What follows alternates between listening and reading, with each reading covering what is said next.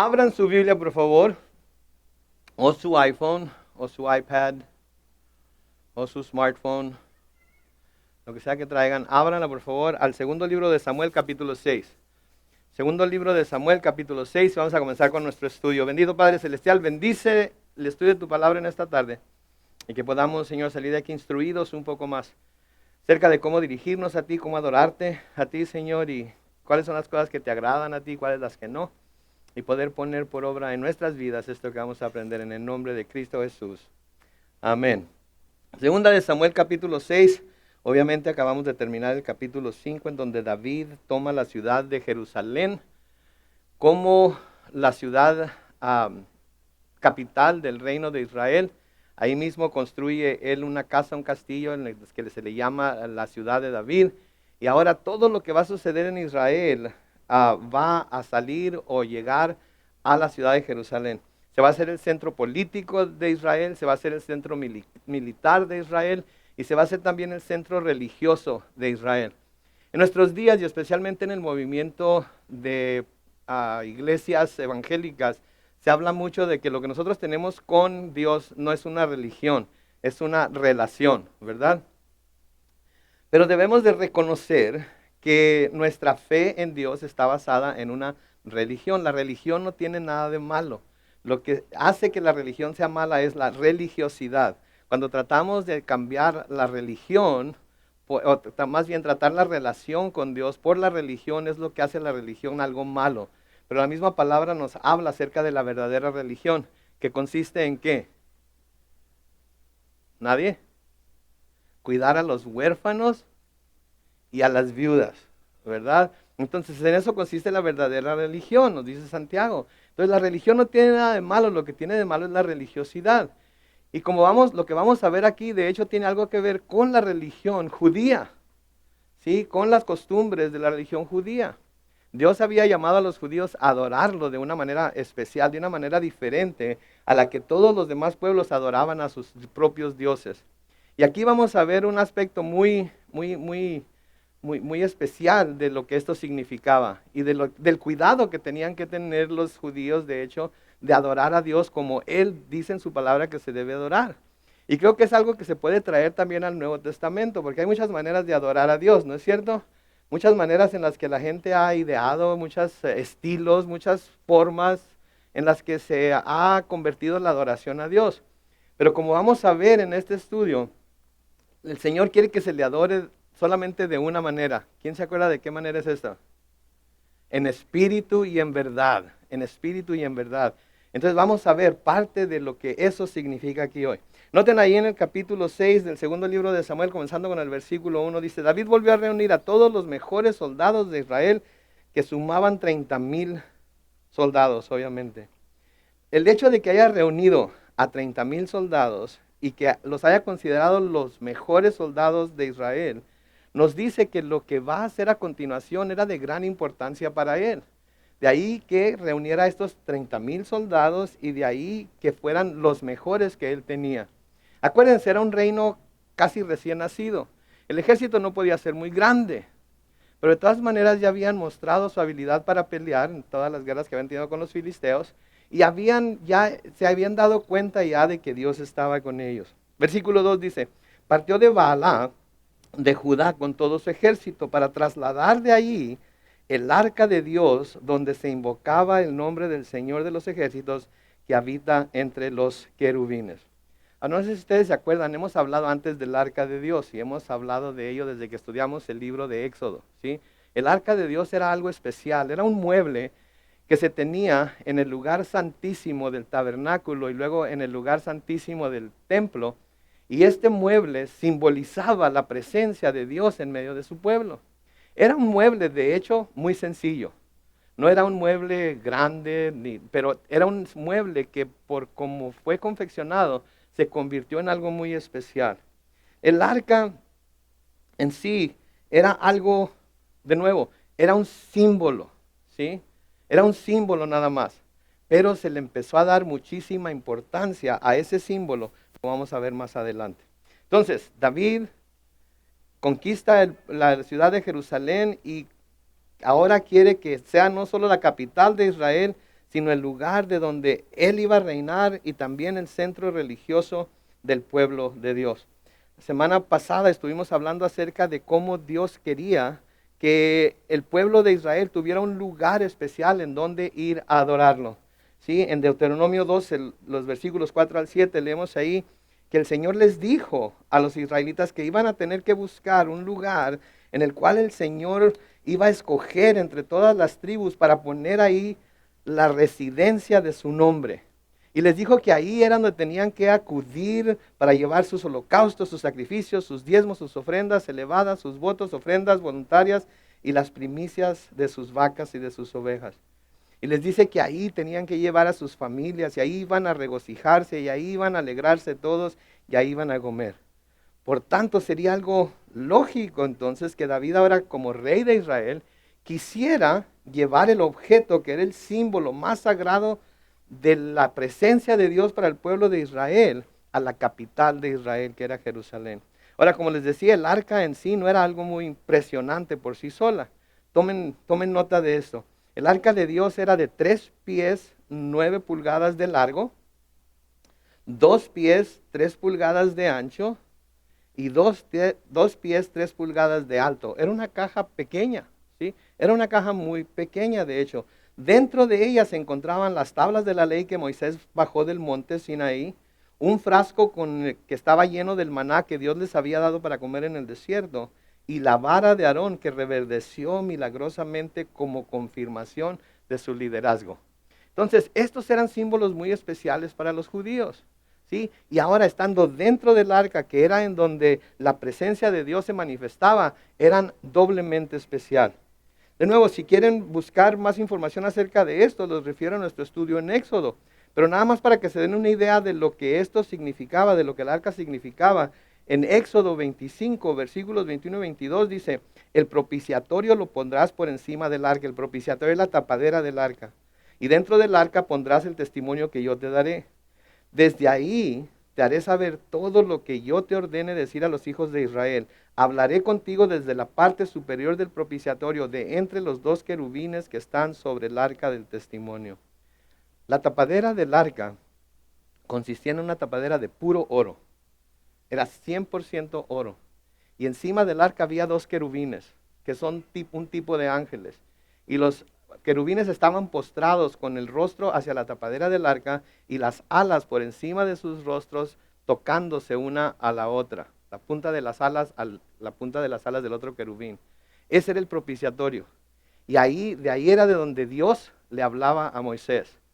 Se suponía que cuando la nube de fuego, la columna de fuego, la columna de nube descendía sobre el tabernáculo, sobre el templo, llegaba sobre el propiciatorio y ahí estaba la misma presencia de Dios.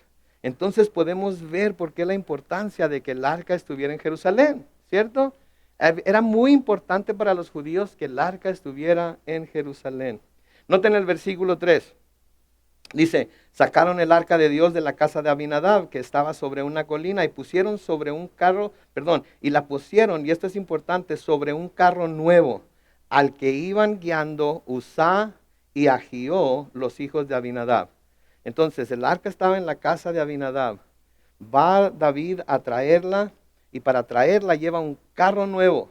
La suben al carro nuevo, y entonces los hijos de Abinadab, Uzá y Ahió, los iban guiando al carro. Ahora, el arca había estado en el lugar en el que se encontraba durante 70 años. 70 años había estado ahí. 70 años había estado. Ahora, ¿se recuerdan ustedes cuando estudiamos en Primera de Samuel? Primera de Samuel capítulo 4, ahí tenemos la historia de cómo llegó el arca a la casa de Abinadab. Y creo que para entender lo que va a pasar aquí en el capítulo 6 del segundo libro de Samuel, tenemos que ver lo que pasó en aquel tiempo también, porque entonces vamos a poder hacer una relación entre lo que pasó entonces y lo que va a pasar hoy, ¿sí? ¿Cómo fue que el arca del pacto estaba en la casa de Abinadab entonces? Y no en Silo, en donde habría estado en el tabernáculo al cuidado de los sacerdotes. Pues qué bueno que preguntan, porque ahorita les voy a decir, ¿sí? Les voy a decir para que sepan cómo fue que llegó ahí. Primero, si ustedes se acuerdan, en 1 Samuel capítulo 4, los israelitas habían salido a entablar un combate contra los filisteos. E Israel acampó en una ciudad que se llamaba Ebenezer. Los filisteos en aquel tiempo les presentaron una batalla muy cerrada y de hecho vencieron a Israel y mataron como a 4,000 hombres. Y los jefes del ejército fueron con los ancianos de Israel y les preguntaron por qué permitió el Señor que los filisteos nos vencieran. Y entonces cuando no tenían idea de por qué Dios habría de dejar que los filisteos los vencieran, se les vino algo a la mente. Se les vino algo a la mente que podían hacer para asegurarse que iban a tener una victoria. ¿Y saben lo que dijeron? Dijeron, vayamos a Silo donde esté el arca del Señor. Ella tiene que acompañarnos siempre para que nos salve de nuestros enemigos. ¿Escucharon lo que dijeron? Vayamos al Silo en donde esté el arca del Señor. Ella tiene que acompañarnos siempre para que nos salve de nuestros enemigos. Pregunta, ¿el arca los iba a salvar de sus enemigos? ¿Quién los había salvado de sus enemigos hasta entonces? Jehová. Entonces no tenían por qué confiar en el arca, o sentir que porque el arca estaba con ellos ahora iban a tener la victoria. Tenían que clamar a Dios y pedirle a Dios que Él les diera la victoria porque Él les había dado la victoria antes. Pero aquí ellos ponen su esperanza en el arca y no en el Dios del arca, ¿sí? Se nos dice ahí, sigue diciendo ahí en el 1 de Samuel 4, se nos sigue diciendo que cuando el arca del pacto del Señor llegó al campamento, todo el pueblo de Israel gritó con tanto júbilo que la tierra se estremeció. Entonces llegan estos hombres con el arca y todo el campamento de Israel se pone a gritar y a brincar y a hacer un gran alarde ahí porque había llegado el arca, y dice que gritaron tan fuerte que la tierra se estremeció. Así como se estremeció la tierra ahorita que todos estábamos cantando tan fuerte, ¿verdad? De esa misma manera, estaban tan contentos, estaban tan alegres porque el arca estaba ahí con ellos, que gritaron tan fuerte que se estremeció la tierra. ¿Y qué creen que pasó con los filisteos? Les dio un temor tremendo, se asustaron. Dijeron, sin duda el Dios de Israel está con ellos y ahora Él va a venir a luchar contra nosotros y va a acabar con nosotros. Sí, ¿quién nos va a librar de este Dios de Israel? Él fue el que castigó a los egipcios con plagas cuando no quería dejar salir a sus hijos de Egipto. ¿Sí? Pero luego agarran valor y se dicen los unos a los otros, hermanos filisteos, tenemos que luchar con valor para no convertirnos en esclavos de los hebreos como ellos lo han sido de nosotros. Portémonos varonilmente y peleemos. ¿Qué creen que sucedió? Pues les voy a decir. Los filisteos pelearon y vencieron a los israelitas y los hicieron huir a sus tiendas. Fue tan grande la mortandad de ese día que ese día cayeron 30,000 israelitas de infantería.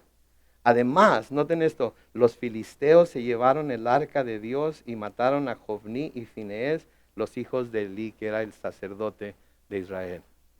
Entonces los israelitas se llevan el arca, creen que porque el arca está con ellos van a poder vencer a sus enemigos. Pero de nuevo, no era el arca el que los iba a ayudar a vencer a sus enemigos, era Dios, ¿verdad? Pero como pusieron su confianza en el arca, ¿qué hizo Dios? Los dejó caer en las manos de sus enemigos. ¿Saben qué? Hemos estado hablando en los domingos acerca de poner nuestras esperanzas en el Señor y en el Señor únicamente. Siempre que buscamos poner nuestra esperanza, nuestra confianza en algo que no es Dios, a menudo Dios nos va a dejar caer, ¿sí?, en la situación en la que estamos, para que veamos que eso en lo que estamos poniendo nuestra esperanza no es digno de que pongamos nuestra esperanza. Tenemos que confiar en Dios y no ser como los israelitas de cerviz dura y poner nuestra confianza en ninguna otra cosa que no sea Dios. Porque Dios, para enseñarnos que Él es el único que puede salvar, que Él es el único que puede librar, ¿saben qué va a hacer? Por nuestro bien, nos va a dejar caer, va a permitir que caigamos para que tengamos que buscarlo a Él a fin de cuentas. Entonces, con todo y el arca, los filisteos vencieron a los israelitas y se llevaron el arca, ¿sí? Mataron a 30,000 israelitas de infantería, mataron a los hijos de Elí, Jofní, Finees, y se llevaron el arca. En el capítulo 5 de 1 de Samuel dice, después de que los filisteos capturaron el arca de Dios, la llevaron desde Ebenezer a Asdod. Tomaron el arca y la metieron en el templo de su dios Dagón y la pusieron junto a ese ídolo. Noten, los filisteos no tenían ningún respeto por Dios. no tenían ningún respeto por las cosas que simbolizaban a Dios. De hecho, no conocían a Dios. ¿Y qué fue lo que hicieron con el arca, que era el símbolo del Dios de Israel? La pusieron juntamente con todos los demás ídolos. ¿Sí? Es curioso, porque el mundo es lo mismo que hace con Dios, ¿no es cierto? El mundo ve a Dios y ve lo que Dios hace. Y porque no lo conocen, lo amontonan con el resto de los dioses que ellos ya tienen. Lo avientan al montón en donde están todos sus dioses, en donde está toda su confianza, en donde está toda su esperanza, y creen que Dios es un Dios igual que los dioses de ellos. Si hacen un Dios entonces a la imagen que ellos quieren hacerlo. Pero Dios no va a ser vencido por absolutamente nadie. Dios va a sobresalir por encima de cualquier Dios que quieran poner a un lado de él. Ahora, cuando los filisteos llevan el arca de Dios a Asdod, empiezan a pasar cosas muy raras. ¿Se acuerdan lo que empezó a pasar? ¿Se acuerdan lo que empezó a pasar? Dagón, el dios de los filisteos, varias veces amaneció en el suelo, caído en el suelo, postrado delante del arca de Dios.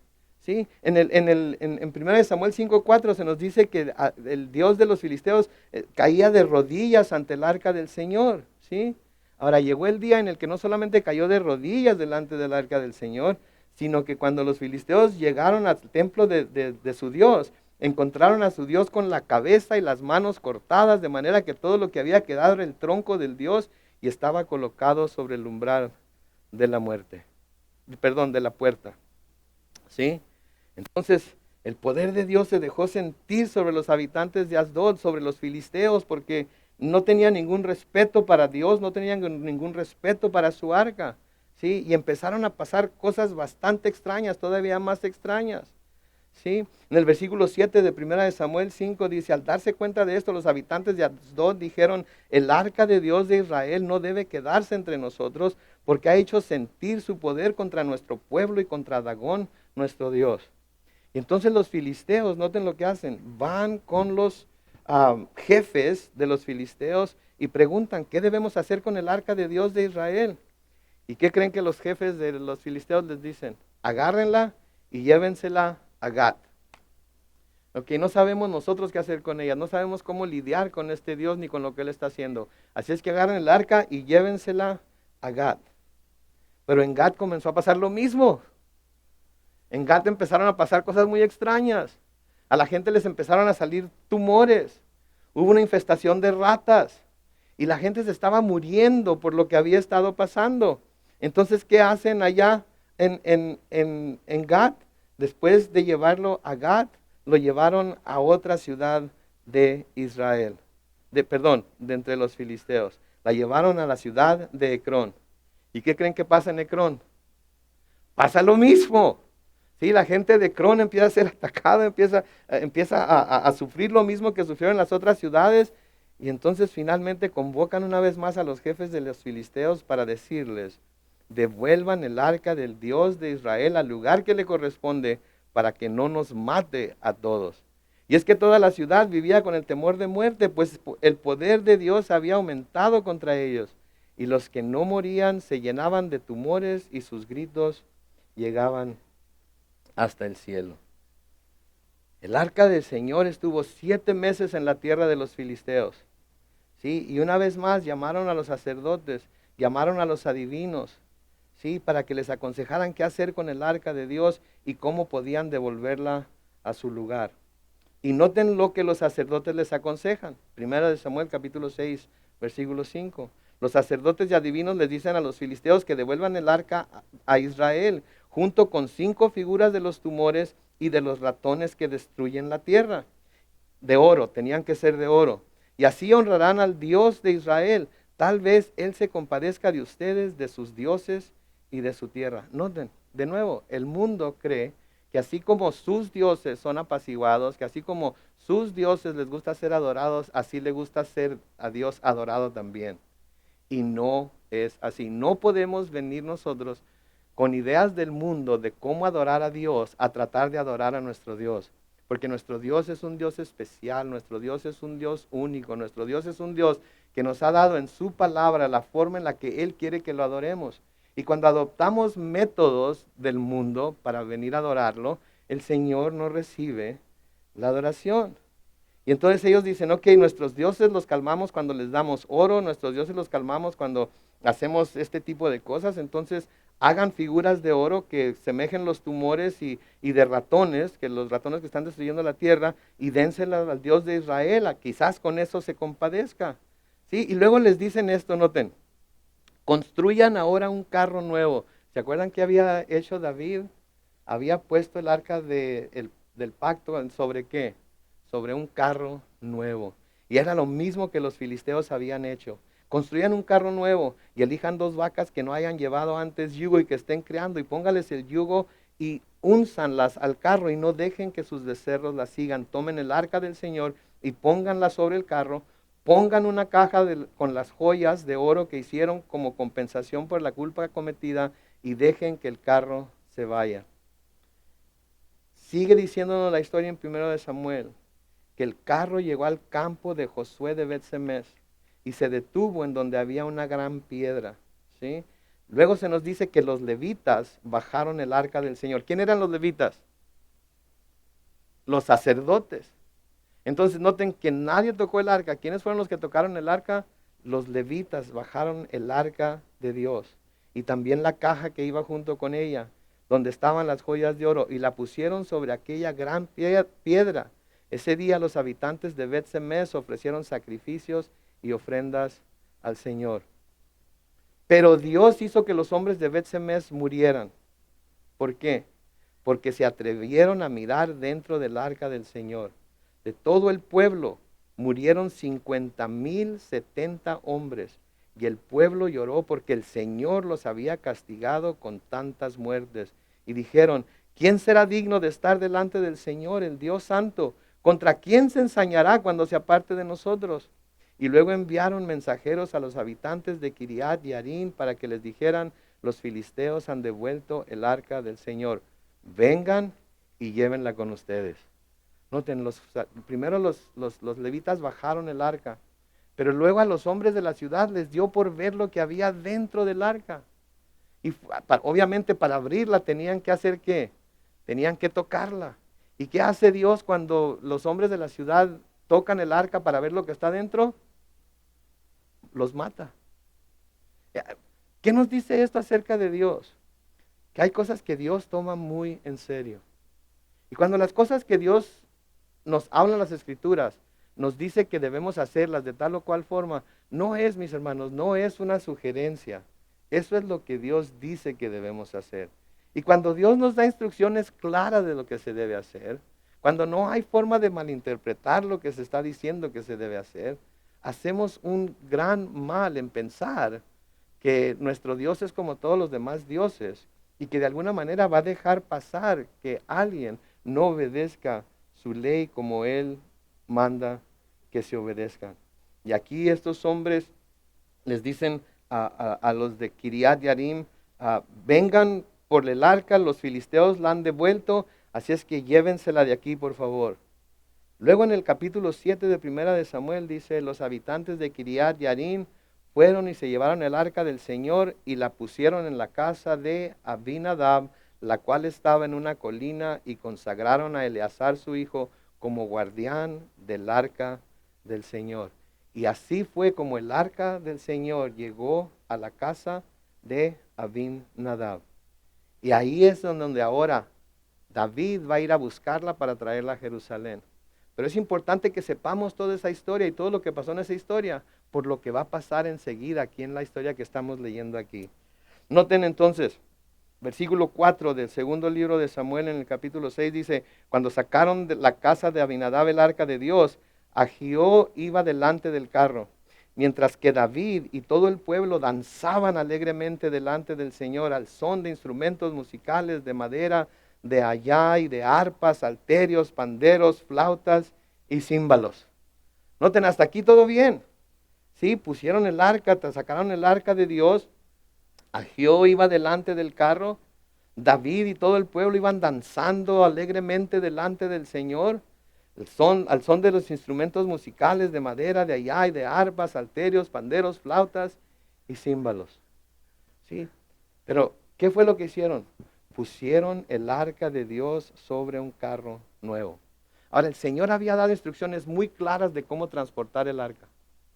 Y nunca les dijo que podían ponerla sobre un carro, nuevo o viejo, o grande o pequeño, o de lujo o convertible, o nunca les dijo que podían ponerla encima de un carro. De hecho, les dijo que para transportar el arca, lo que tenían que hacer era que tenían que cargarla. ¿Sí? El arca estaba diseñada con 4 aros, uno a cada esquina, con unas varas que atravesaban esos 4 aros, para que los sacerdotes y únicamente los sacerdotes pudieran levantar el arca tomándola por esas varas y caminar con ella cargándola hasta el siguiente lugar en donde Dios decidiera que se iban a detener. Pueden confirmarlo ustedes mismos leyendo, no ahorita, después, en Éxodo 25, los versículos 12 al 15. ¿Sí? Por eso le pusieron los 4 anillos, por eso le pusieron las varas de madera cubiertas con oro.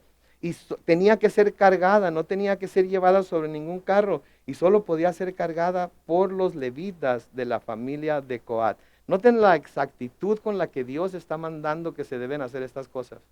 No está dejando nada para que se malinterprete. No está dejando nada para, bueno, yo pensé que, no, está diciendo exactamente cómo se deben hacer estas cosas. ¿Sí? Hay un comentarista muy bueno, se llama David Guzik, les recomiendo los libros que él escribe. Pero él escribe esto acerca de este incidente, dice, podemos imaginar lo que estos hombres pensaron. Miren, tenemos un carro nuevo para el arca de Dios. Dios estará satisfecho con nuestro elegante carro nuevo. Creyeron que una nueva tecnología o lujo podría tomar el lugar de la obediencia a lo que Dios había establecido como aceptable para él. ¿Escucharon eso? Creyeron que una nueva tecnología o lujo podría tomar el lugar de la obediencia a lo que Dios había establecido como aceptable para él. No importa qué tratemos de cambiar, no importa qué tratemos de hacer, no importa qué tratemos de darle a Dios, lo que Él busca de nosotros siempre es ¿qué? Obediencia por sobre todas las cosas. Obediencia, ¿sí? Por sobre todas las cosas. Si tenemos claramente las escrituras y nos dicen claramente, nos hablan claramente acerca de ciertas cosas, debemos nosotros de hacer caso de lo que las escrituras dicen. Debemos nosotros prestar atención a las escrituras y no a nada de lo que esté pasando a nuestro alrededor. Las escrituras deben de estar por encima de toda filosofía humana. Las escrituras deben de estar por encima de todo mandamiento humano. Las escrituras deben de estar por encima de todo conocimiento humano. ¿Sí? Ahora, todos los que hemos sido redimidos por Dios y que hemos probado lo que es estar en su presencia por medio del Espíritu Santo, anhelamos tener esos momentos en donde la presencia de Dios es palpable, ¿no es cierto? Cuando estamos cantándole a Dios, cuando estamos adorándole, cuando estamos postrados delante de Él y nos llena el Espíritu Santo y nos cubre el Espíritu Santo y sentimos su presencia, eso es lo que anhelamos que suceda cada vez que vamos delante de Él. Pero a menudo creo que como hombres, como seres humanos, ¿sí? Queremos subir la presencia de Dios a carros nuevos, ¿sí? Usando métodos mundanos para conjurar la presencia de Dios, presentando nuestro servicio a Él, haciéndolo en realidad con la energía de la carne y no con el corazón. ¿Saben que cuando venimos a la iglesia debemos venir preparados para adorar a Dios con todo lo que somos, con todo nuestro corazón, con toda nuestra alma, con toda nuestra fuerza, con abandono? ¿Sí? Porque venimos delante del Dios vivo, delante del Dios que nos salvó. Y debemos venir dispuestos a abandonarnos a la adoración de su nombre. A que Él sea el centro de todas las cosas. ¿Sí? Porque eso es a lo que somos llamados. Gran predicador John Wesley dijo esto: no son cosas nuevas las que necesitamos, sino un fuego nuevo. ¿Sí? No necesitamos cosas nuevas. Necesitamos un fuego nuevo de parte de Dios que venga y nos purifique. El Espíritu Santo que nos llene y nos dé la habilidad para adorar a Dios como Él quiere ser adorado. Mucho del servicio que se ofrece a Jehová es como esto que vemos aquí: un carro nuevo, una gran producción dirigida con mucha fuerza. Sin embargo, mucho de ello está hecho sin consultar a Dios o sin buscar su voluntad. Sí, se han dado cuenta de eso y a veces caemos en esas situaciones sin darnos cuenta. Sin darnos cuenta caemos en esas circunstancias y tenemos que tener mucho cuidado de que no vayamos buscando las grandes producciones, de que no vayamos buscando el entretenimiento. Leí un artículo una vez que se llamaba, lo titularon Adoramiento, ¿verdad? Porque era entretenimiento o era adoración cubierta con entretenimiento o entretenimiento tratando de ser pasado por adoración. Tiene que ser 100% adoración. ¿Sí? 100% adoración. Y quisiera pensar que David había orado pidiéndole a Dios su bendición en esta gran producción que intentó de hacer al traer el arca de nuevo a Jerusalén. Pero por lo que hizo, por lo que dejó que pasara, no parece ser que había consultado con Dios para que Él le dijera cómo tenía que llevarlo a cabo. Y esto fue una buena acción que David quiso hacer, pero hecha de una manera incorrecta. A veces podemos hacer cosas buenas, pero si hacemos cosas buenas de una manera incorrecta, no van a tener el resultado que deben tener. Tenemos que hacer cosas buenas de la manera correcta. Si vamos a servir a Dios, vamos a servirlo de la manera correcta. No vamos a servirlo como nosotros creemos que debe ser servido. Vamos a servirlo como la palabra de Dios dice que debemos servirlo. Si vamos a adorarlo, no vamos a adorarlo como nosotros creemos que debemos adorarlo. Vamos a adorarlo como la palabra de Dios dice que debemos adorarlo, que es siempre en espíritu y en verdad. ¿No es cierto? Noten cómo iba el pueblo. Todo el pueblo danzaba alegremente delante del Señor, al son de instrumentos musicales, de madera, de allá y de arpas, salterios, panderos, flautas y címbalos. Todo lo que muchas de estas cosas las usamos todavía en nuestra iglesia, ¿sí? No danzamos, quizás deberíamos de danzar un poco de vez en cuando, ¿verdad? Para olvidarnos de que somos, de lo que somos y de lo que creemos que estamos haciendo y simplemente brincar de gozo delante del Señor. Digo, ¿cuántos están gozosos ahorita de saber que son salvos y su destino es el cielo? Levanten la mano. Ok, entonces eso debe causarnos que vengamos con alegría, con gozo, con acciones de gracias delante del Señor, ¿no es cierto? Eso debe causarnos que vengamos con anticipación al templo, al santuario, al auditorio, al pasto de la iglesia y que nos abandonemos a la adoración de Dios. Sí, entonces esto que David estaba haciendo era algo importante. Sí, llevaban todo tipo de instrumentos, la gente danzaba. Sí, era una producción bastante grande. El ambiente era uno de fiesta, emotivo. Todo el pueblo que había acompañado a David estaba participando. Noten que no había espectadores tampoco. No había espectadores. No había quien fuera ahí con los brazos cruzados o marchando con la cabeza caída o a ver cuándo vamos a llegar a Jerusalén. Este carro casi ni se mueve. No, todos iban participando, todos iban brincando, todos iban danzando, todos iban adorando y alabando a Dios. Como lo estábamos haciendo hace rato todos nosotros también, ¿verdad? No había nadie que no estuviera cantando, nadie que no estuviera levantando las manos, nadie que no estuviera aplaudiendo. Todos estábamos completamente entregados a la adoración de Dios. ¿Sí? Porque así debe ser, venimos de nuevo delante de nuestro Dios. El problema fue que nada de esto agradaba a Dios porque todo fue en desobediencia a su palabra. ¿Sí? Y a menudo nos vemos tentados a juzgar la experiencia de la adoración por cómo la adoración nos hace sentir a nosotros. ¿Sí? Si llegamos a la iglesia y el que está dirigiendo la adoración no es nuestro director preferido, como que, híjole, es él. Yo pensé que iba a ser Karina y es el pastor, chale. ¿Verdad? Pasa todo el tiempo de adoración y no cantan la canción que tanto me gusta a mí.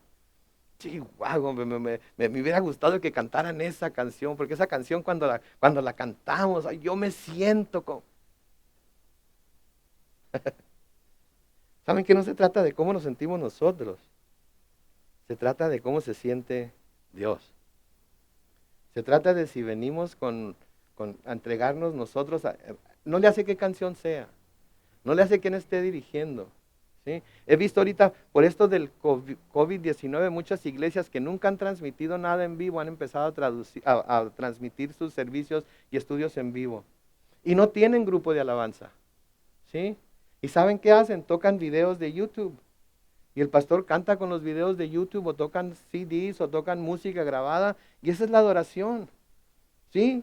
No tienen, no tienen otra cosa que hacer, pero de todas maneras eso no los hace que no adoren a Dios, sino que adoran a Dios con lo que tienen. Y eso es lo que debemos hacer nosotros también cuando venimos a la iglesia.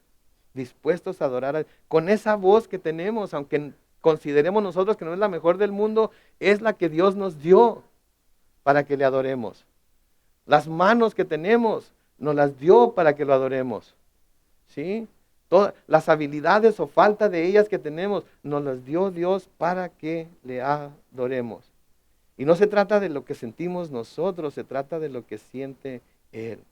Sí, tenemos que tener siempre en cuenta que la adoración debe agradar a Dios y debemos volvernos a su palabra para que podamos saber cómo quiere Él ser adorado. Sí, es difícil comprenderlo en nuestra cultura que está tan orientada al consumidor, ¿no? Hay que darle al consumidor lo que quiere, hay que mantenerlo interesado, hay que hacer cosas que lo traigan de nuevo la semana que entra, etcétera, etcétera. Y hay que hacerlo como lo que tengamos que hacer. Pero de nuevo, no se trata de lo que agrada al consumidor, se trata de lo que agrada a Dios. Y espero que nosotros no tengamos ese espíritu de consumidor, ¿sí? De que ahora no me gustó porque el pastor se fue largo ahora, qué bárbaro, se pasó. Predicó como 50 minutos en lugar de 40, ¿verdad? En fin, cosas así. No me gustaron los cantos que cantaron, no las cantaron como a mí me gusta, ¿sí? Es difícil entonces entender lo que les estoy hablando en nuestra sociedad, en nuestra cultura, que está orientada hacia estas cosas, ¿verdad? Pero la adoración no se trata de lo que nos agrada a nosotros, se trata de lo que agrada a Dios. Y cuando lo hacemos de esa manera, tiene buenos resultados. ¿Por qué? Porque todos salimos bien bendecidos, bien contentos, bien alegres, ¿no es cierto? Me estaban diciendo los hermanos del grupo de adoración del domingo pasado, durante el primer servicio, dijeron, ¿oíste cómo todo el mundo estaba cantando? ¿Oíste cómo estaban todos bien contentos y cómo estaban levantando sus voces, etcétera, etcétera? Eso es lo que produce la adoración a Dios. ¿Sí? No produce un sentimiento que ahorita está y luego desaparece, sino que nos llama a todos a adorar a Dios y todos nos unimos a adorarlo. ¿Sí? Versículo 6, noten lo que sucede. Al llegar a la era de Nacón, los bueyes tropezaron y Uzá estiró la mano para sujetar el arca. Pero el Señor se enojó muchísimo contra Uzá por haberse atrevido a tocar el arca. Y ahí mismo hirió a Uzá y éste cayó fulminado. ¿Se acuerdan lo que había pasado en la historia anterior? Cuando los hombres trataron de ver dentro del arca, ¿qué pasó? El Señor los mató, ¿verdad? Aquí Uzá, el hijo de Abinadab, que va caminando a un lado del arca, ve que los bueyes tropiezan, ¿sí? El arca como que se zarandea un poco, ¿y qué es lo que hace él? Y me imagino con buenas intenciones, no era una mala intención, no quería dejar que el arca cayera al suelo, estira su mano, toca el arca, ¿y qué hace Dios? ¡Uf! Inmediatamente lo quema. Tremendo, ¿no creen? Qué injusto Dios, ¿verdad? Digo, ¿no creen ustedes que fue injusto? Digo, pónganse a pensar, ¿no quisieran ustedes que un día que vienen todos agüitados, así sin ganas de cantar y estén ahí, de repente, ¡uf! Y vámonos? Digo, ¿les gustaría que les sucediera algo así? Digo, vienen con la mejor intención, ¿verdad? Vienen a cantar, vienen a reunirse con el pueblo de Dios, pero tocó que no dirigió Karina, dirigí yo. Y están ahí con la mano en la bolsa y cantando y quizás la mano por acá, ¿verdad? Y de repente, ¡wow! Vámonos, ya se fue. Sí, está bárbaro, ¿no creen? Te digo, estaría gacho, yo creo que sí, ¿verdad? Pero, ¿saben qué? La cosa es que nadie debía tocar el arca o las cosas santas. De hecho, los coatitas, que como vimos anteriormente eran los encargados de llevar el arca de lugar en lugar, no debían ni siquiera mirarla. ¿Sí? No podían ni siquiera mirarla. El único que podía ver el arca era el sacerdote, que le tocaba entrar en el lugar santísimo a derramar la sangre del sacrificio sobre el arca. Y solamente una vez al año. Después de haberla construido, después de haberla puesto en el lugar santísimo y después de haber tapado el tabernáculo, nadie podía ver el arca. Los coatitas lo que tenían que hacer era echarse las pieles con las que la iban a cubrir a la espalda y caminar de espaldas para cubrir el arca sin verla. Y solamente hasta que estuviera toda cubierta, ¿sí? Podían agarrar las varas con las que la cargaban y cargarla al siguiente lugar. Si nadie debía tocar el arca, las cosas, ni las cosas santas, ¿sí? Entonces, así de serio lo toma el Señor, tomaba el Señor esto. ¿Se acuerdan cuando Moisés y el pueblo de Israel fueron ante el monte de Sinaí? Chiva, me tengo que apurar aquí. ¿Se acuerdan cuando fue Moisés al monte de Sinaí, ¿sí? Para recibir a las tablas de los 10 mandamientos de parte de Dios? Noten, en Éxodo capítulo 19, los versículos 10 al 12 dice, y el Señor le dijo a Moisés, ve al pueblo y santifícalos hoy y mañana, y haz que laven sus vestidos y se preparen para el tercer día, porque el tercer día yo, el Señor, descenderé sobre el monte Sinaí a la vista de todo el pueblo. Tú debes poner un límite alrededor del pueblo y decirles que se abstengan de subir al monte. Noten lo que les dice, ni siquiera deben tocar sus límites, porque cualquiera que toque el monte morirá. Sí, así de serio era la cosa para Dios. Yo voy a descender a ese monte, voy a estar sobre ese monte, te voy a dar ahí, voy a hablar contigo sobre ese monte, pero dile al pueblo que ni siquiera se acerque, que ni siquiera lo toque, porque el que toque el monte va a morir. Digo, era medio enérgico Dios, ¿no es cierto? Como que tomaba algunas cosas demasiado en serio, ¿no es cierto? Pero recuerden, Dios es un Dios santo, perfecto, justo, y nosotros no. Entonces tiene que haber ciertas condiciones que se deben de poner para que nosotros podamos tener comunión con Dios. Por eso vino Jesucristo. Si no, no pudiéramos tener comunión con Dios. Fue por Jesucristo. Ahora, si esto era con un monte, ¿cuánto más el arca, que era una representación de la presencia de Dios? Era una representación de la presencia de Dios. Números 4, versículos 5 al 6 dice, cuando el campamento haya de mudarse, Aarón y sus hijos vendrán y desarmarán el velo de la tienda y con él cubrirán el arca del testimonio y sobre ella pondrán la cubierta de pieles de delfín y extenderán un paño todo de azul y le pondrán sus varas. Números 4:15, y cuando Aarón y sus hijos acaben de cubrir el santuario y todos sus utensilios y haya de mudarse el campamento, vendrán después los hijos de Coat para llevarlos, pero no deberán tocar ninguna cosa santa para que no mueran. Estas serán las tareas de los hijos de Coat en el tabernáculo de reunión. Y en Números 4:18 al 20 dice, no hagan que la tribu de las familias de Coat sea eliminada de entre los levitas, para que sigan viviendo y no mueran. Cuando se acerquen al lugar santísimo, deben hacer lo siguiente: Aarón y sus hijos vendrán y le darán cada uno su oficio y su cargo, y cuando cubran las cosas santas, no deben entrar para ver, de lo contrario, serán condenados a muerte. Digo, ¿quieren más claro? Como dice mi mamá, más claro, ni el agua, ¿verdad? Estaba muy claro lo que... Entonces, ¿por qué David hizo lo que hizo? ¿Por qué? ¿Sí? Usías hizo lo que hizo. ¿Por qué pasó como pasó? ¿Saben por qué? Por ignorancia.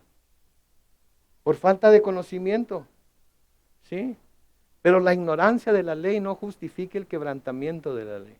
Si ustedes van por, ¿cómo se llama la calle? Telegraph Canyon Road.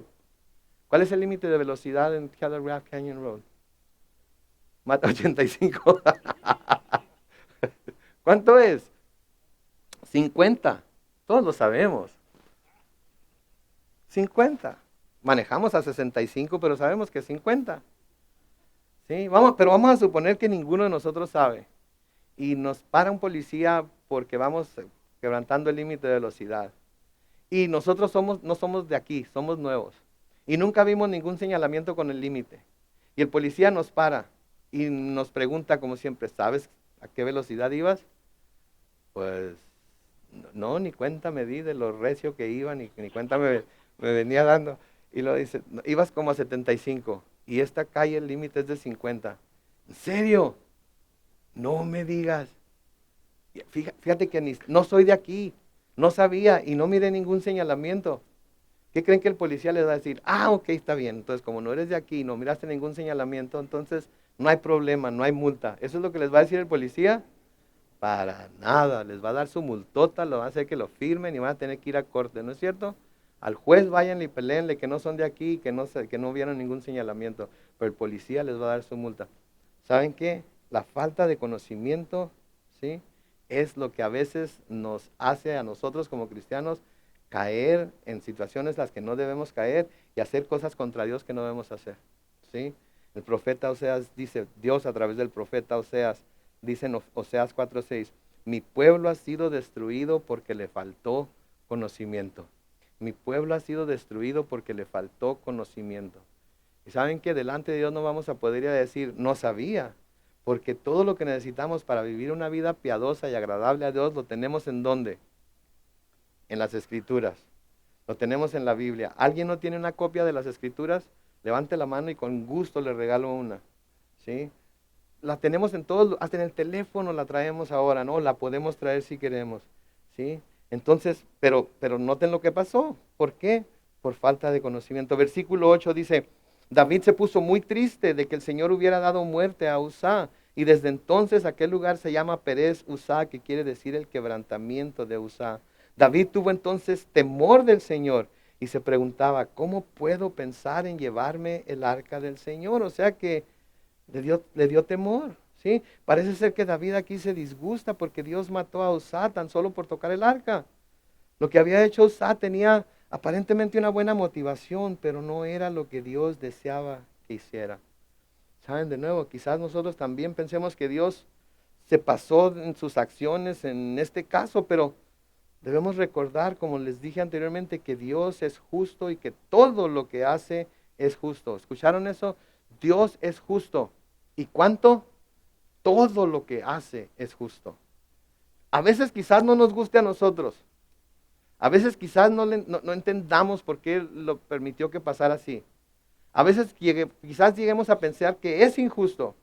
Pero todo lo que hace es justo porque Él es justo. ¿Se acuerdan cuando Dios iba a destruir Sodoma y Gomorra? ¿Sí? Y Abraham empieza a hablar con él y si hay 20 todavía la vas a destruir, y si hay 15 y si hay 10 y parecía que en lugar de quién da más estaban jugando el juego de quién da menos, ¿verdad?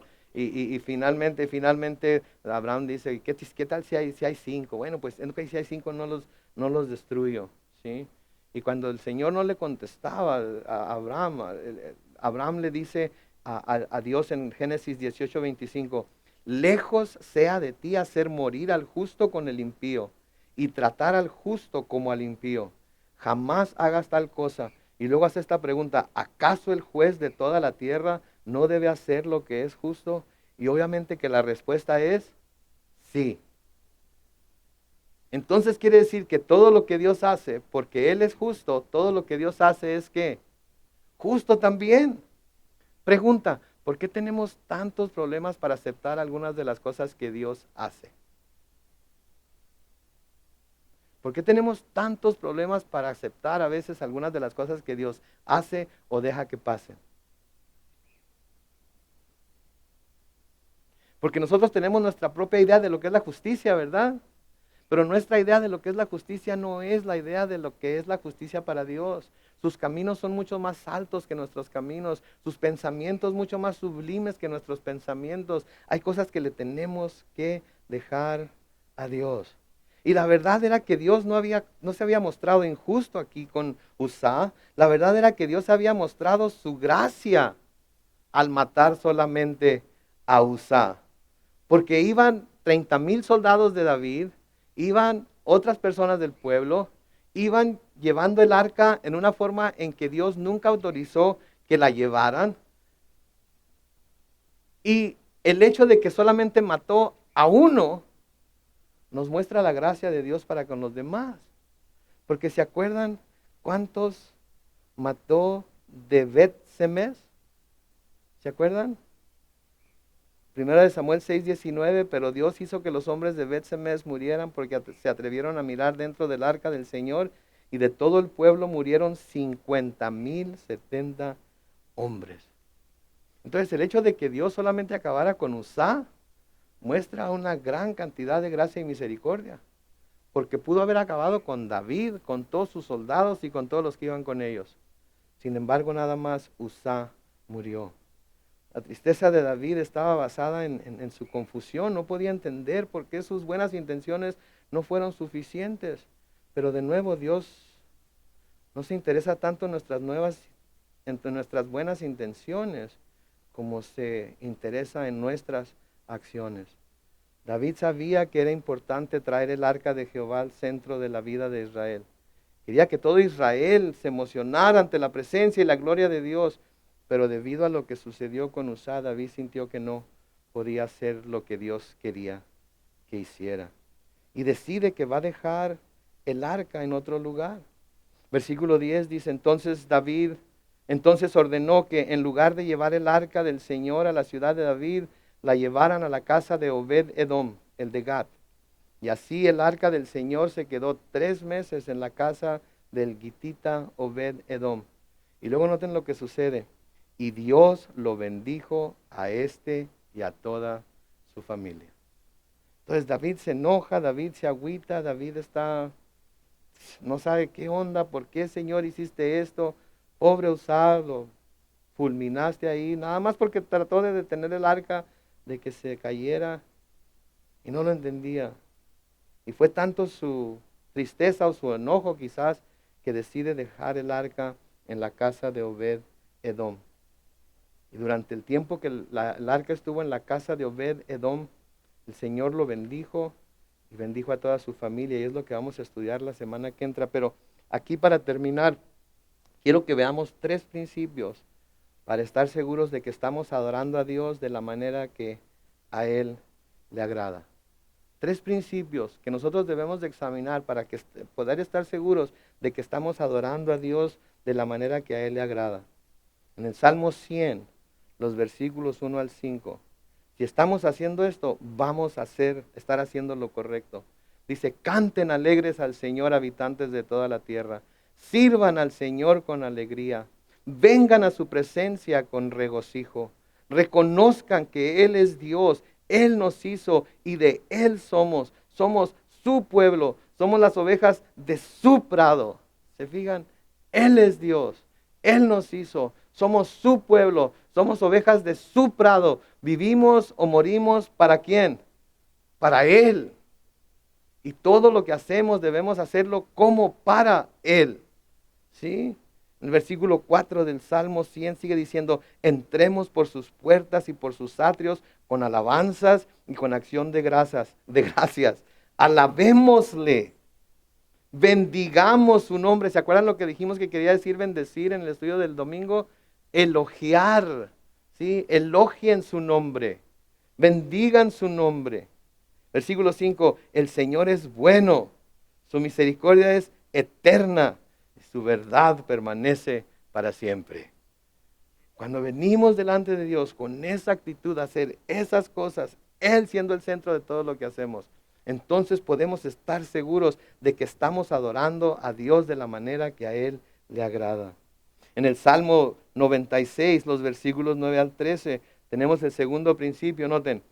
Salmo 96, versículos 9 al 13. Adoren al Señor en la hermosura de la santidad. Tiemblen ante Él todos en la tierra. Digan entre las naciones, el Señor es Rey. El Señor afirmó el mundo y no será conmovido. El Señor juzga a los pueblos con justicia. Que se alegren los cielos y se regocije la tierra. Que brame el mar y todo lo que contiene. Que se alegre el campo y todo lo que hay en él. Que todos los árboles del bosque rebosen de gozo delante del Señor, que ya viene. Sí, Señor, ven por favor. Si el Señor viene a juzgar el Señor viene a juzgar la tierra, juzgará al mundo con justicia y a los pueblos con su verdad. Adoren al Señor en la hermosura de la santidad. Recordemos que venimos delante de un Dios santo, de un Dios puro, de un Dios perfecto, de un Dios justo. Y podemos venir ante Él aunque vengamos todos sucios, todos cochinos, aunque hayamos caído en nuestros pecados durante el resto de la semana, podemos venir a Él y lo único que tenemos que hacer es pedirle perdón, porque si confesamos nuestros pecados, que Él es fiel y justo para perdonarnos nuestros pecados y limpiarnos de toda maldad, y entonces podemos volver a tener comunión con Él. Por eso es bueno celebrar la Santa Cena, ¿sí? Seguido en la iglesia y en nuestro hogar, como lo hicimos este último domingo, porque es una oportunidad para ir delante de Dios y confesarnos, y pedir perdón, y poder adorarle con toda confianza. Entonces adoren al Señor en la hermosura de la santidad. Tiemblen ante Él todos en la tierra. Me encanta cuando leo pasajes como ese. Tiemblen ante Él. ¿A poco ustedes no? Yo sí. Tiemblen toda la bola de opresores. Tiemblen todos aquellos que de alguna manera quieren ponerle el talón en el cuello al pueblo de Dios. Tiemblen porque su día se acerca. Yo también digo amén, pero luego pienso, ¿y si hubiera hecho eso antes de que yo viniera a los pies de Cristo, cómo me sentiría? Entonces deberíamos decir, tiemblen y arrepiéntanse. Tiemblen y acérquense a Él. Tiemblen porque un día van a tener que estar frente a frente con Él y Él va a ser el que los va a juzgar. Por último, en Juan 4, 23 y 24, y ya lo han dicho varias veces, en Juan 4, 23 y 24 dice Señor Jesucristo hablando, pero viene la hora y ya llegó, cuando los verdaderos adoradores adorarán al Padre en espíritu y en verdad. Porque también el Padre busca que lo adoren tales adoradores. Dios es espíritu y es necesario que los que lo adoren en espíritu y en verdad. Mis hermanos, estamos aquí y siempre que nos reunimos de esta manera venimos para adorar a Dios. Propongámonos que cada vez que nos vamos a reunir para adorar a Dios, vengamos con un corazón dispuesto a adorarlo en espíritu y verdad. Vengamos con un corazón dispuesto a adorarlo en la hermosura de su santidad. Vengamos con un corazón dispuesto a cantar con alegría, a servir con alegría, a estar en su presencia con regocijo, reconociendo que Él es Dios, que Él nos hizo, que somos de Él, que somos su pueblo, que somos ovejas de su prado. Amén. Vamos a orar.